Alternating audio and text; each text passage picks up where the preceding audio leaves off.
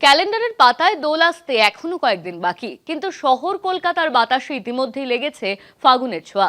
প্রতি বছরের মতো এবছরও বসন্ত উৎসবে সামিল দীক্ষা মঞ্জুরি, নাচে গানে ভরপুর জমজমাট সন্ধে। অনুষ্ঠানে মূল আয়োজনে ডোনা গঙ্গোপাধ্যায় এবং টিম দীক্ষা মঞ্জুরি। আবিরের রঙে ভরে উঠবে ভারতীয় জাদুঘরের প্রাঙ্গণ। ইন্ডিয়ান মিউজিয়ামে দীক্ষা মঞ্জুরির বসন্ত উৎসবের রিহার্সালের টুকরো ঝলক আমাদের ক্যামেরায়। ডোনা গাঙ্গুলি অনুষ্ঠান নিয়ে কি বললেন শুনবো।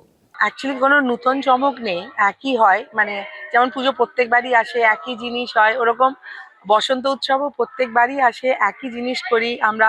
গান নাচ করি, ওটার মাধ্যমে সবাই 7 দিন ধরে রিহার্সাল হয়। মানে এটা কিছুটা দীক্ষা মঞ্জুরির দুর্গাপুজোর মতো, মানে 7 দিন ধরে রিহার্সাল হয়। তারপরে দোলের আগের দিন সবাই নাচ গান করে, ড্রেস রিহার্সাল হয়। আর প্রত্যেক দিনই তুমি দেখলে এখানে চা সিঙ্গারা কিছু না কিছু থাকে।